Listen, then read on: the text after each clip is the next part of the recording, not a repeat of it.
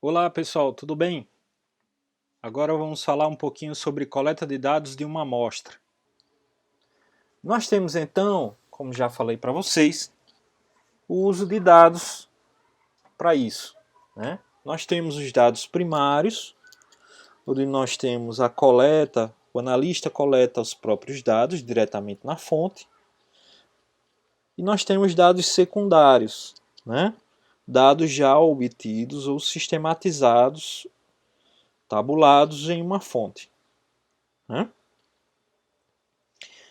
Na diferenciação, se o analista já tiver dados secundários, ele vai obter esses dados por meio de cadastros, listas, tabelas, sistemas.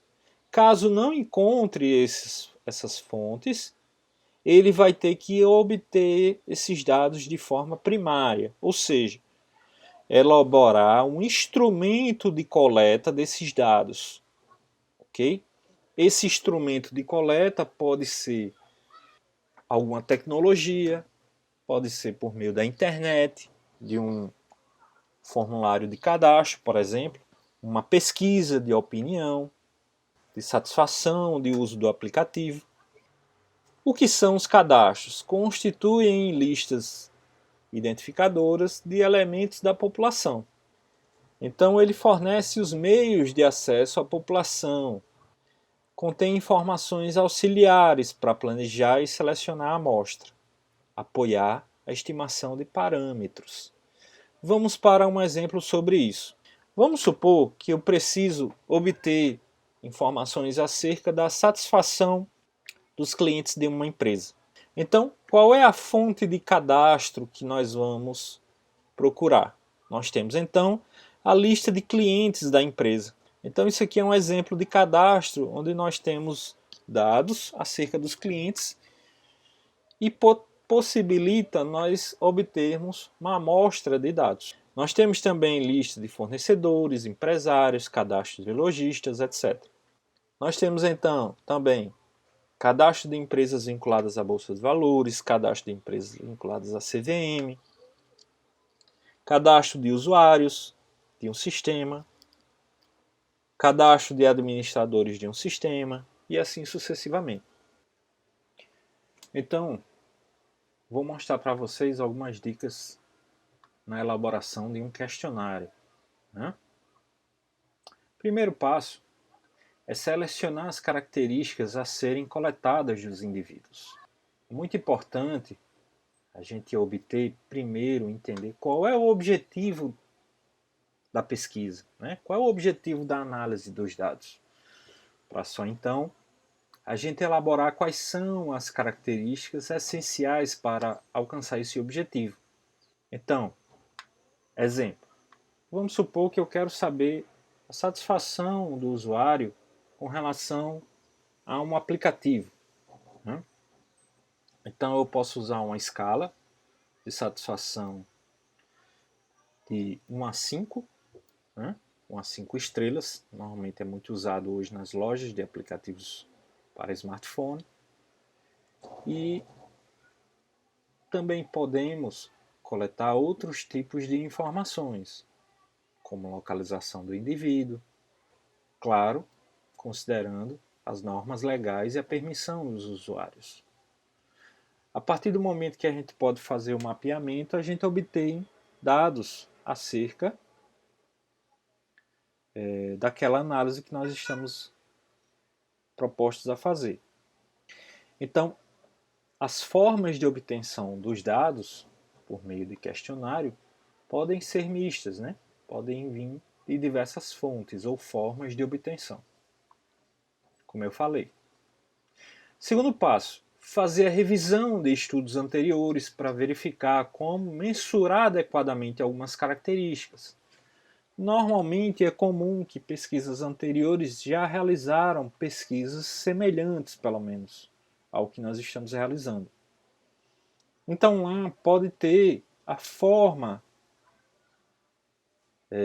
com que normalmente algumas características são obtidas. Nós vamos ver mais à frente que para cada característica há diversas formas de obtenção de formatos dos dados. E pesquisas anteriores nos ajudam a ver quais são as formas mais interessantes para análise. Estabelecer a forma de mensuração das características ou variáveis a serem levantadas. Elaborar uma ou mais perguntas para cada característica a ser observada. É comum, às vezes, nós temos, por exemplo, queremos saber a satisfação de uma pessoa com um emprego. Então, nós podemos ter a satisfação com o salário, satisfação com os colegas, segurança com o emprego, né, ou estabilidade, né? Verificar se a pergunta está suficientemente clara. Temos que tomar muito cuidado com esse ponto, né? Temos que ser objetivos na nossa pergunta. Tomar cuidado com redundância, contar uma história para poder realizar a pergunta. Verificar se a pergunta não está induzindo a uma determinada resposta, né? Por exemplo, é muito comum, nesse item 6, tem uma brincadeira da famosa pergunta: qual a cor do cavalo branco de Napoleão? Né? Quando nós fazemos uma pergunta dessa natureza, nós estamos induzindo a resposta do indivíduo. Verificar se a resposta da pergunta não é óbvia. Você é satisfeito com o seu salário? Então, esse tipo de pergunta não é interessante que seja feita. Por quê? A forma direta, a maioria da população vai dizer que não é satisfeito com o seu salário. Sempre as pessoas querem ganhar mais a menos. Então, nesse sentido, temos que tomar cuidado com a pergunta que nós utilizamos. Após a elaboração do nosso questionário, nós precisamos fazer o que nós chamamos de pré-teste, ou uma prévia, né? Uma aplicação prévia desse questionário, em formato de um teste de funcionalidade. Após esse pré-teste, é comum que nós possamos corrigir ou fazer algumas melhorias na elaboração do questionário. Alguns cuidados na elaboração do instrumento. Fazer uma boa diagramação do questionário e deixar espaço para as respostas. Hoje em dia, essa parte ajuda muito quando as pessoas normalmente usam formulários eletrônicos de questionários, né? Isso ajuda a fazer uma boa diagramação, porque eles já vêm sistematizados. Usar linguagem ao nível de compreensão do entrevistado.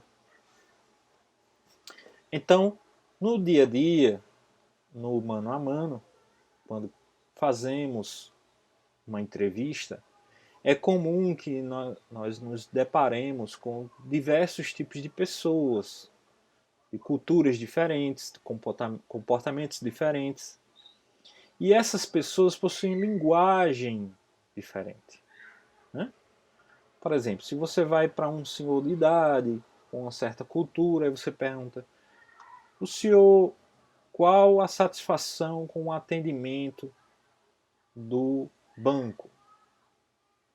Então, talvez, dependendo das experiências anteriores dele, da cultura, ele não consiga interpretar bem a sua pergunta. Por isso que, no caso, quando a gente faz a pergunta direta ao usuário, a gente possa fazer algumas adequações. O senhor foi bem atendido na última vez que o senhor foi no banco? Então, são formas com que a gente modifica a pergunta para melhoria da compreensão do entrevistado. Outro ponto, temos que tomar cuidado com ambiguidade, né? Assim como duplo sentido, tá certo? Isso vai muito da forma como você escreve o texto, ok? avaliar se a pessoa tem registro de memória sobre fatos anteriores.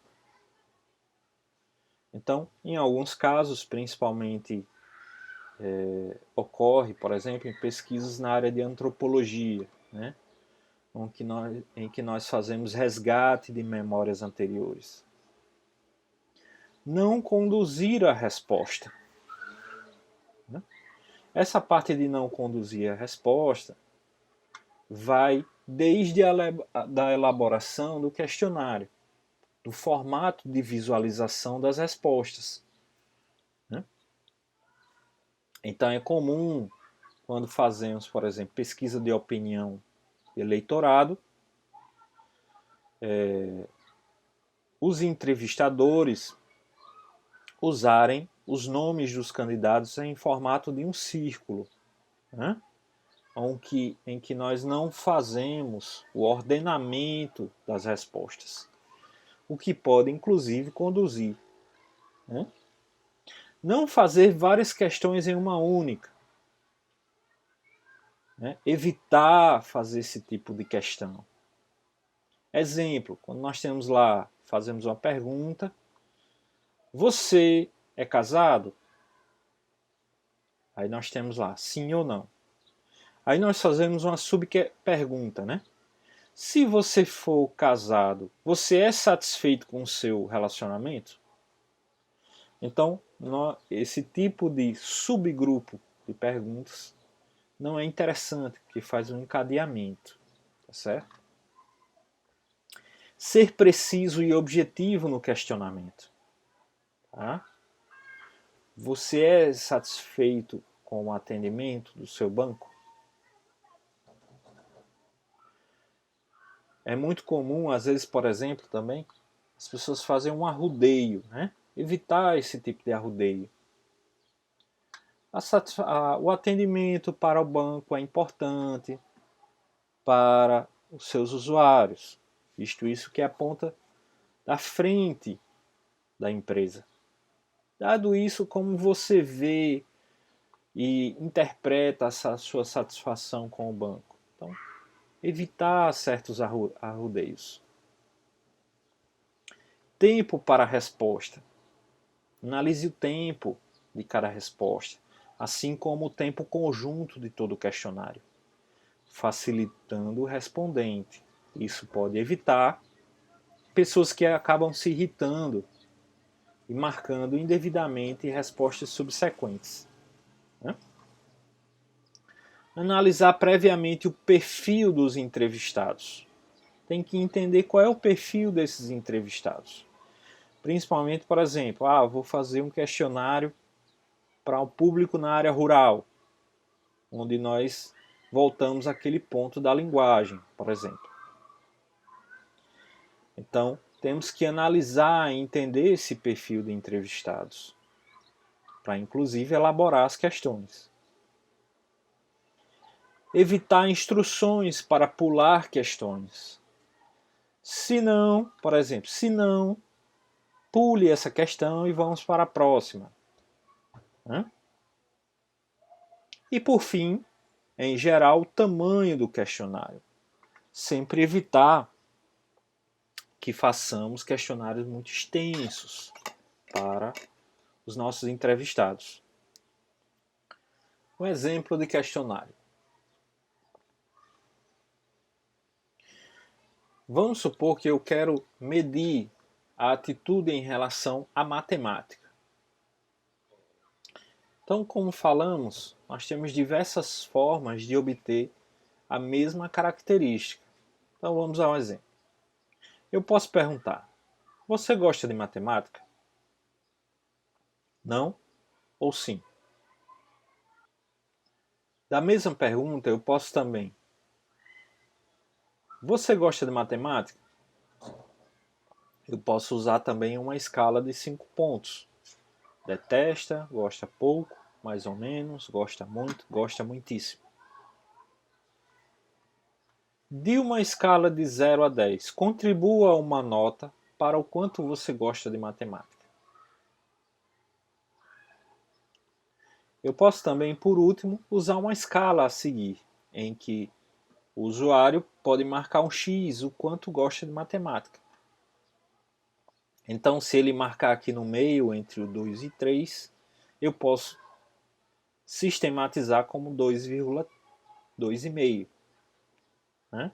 Então, a escala permite eu ter um detalhamento maior. Quanto maior a escala, maior o detalhamento da informação que eu vou obter. Lembrando que, quando eu utilizo uma escala simples, eu não consigo, posteriormente, detalhar o dado. Né? Porém, se eu usar uma escala maior, por exemplo, vou para uma escala de 0 a 10 pontos, eu posso, posteriormente, sistematizar esse conjunto de dados e reduzir o número de categorias. Ou seja, eu posso obter o dado de 0 a 10 e dizer, ó, entre 0 e 5, ele não gosta de matemática. Entre 5 e 10, ele gosta de matemática. Então, eu consigo fazer o inverso, simplificar o meu dado. Tá?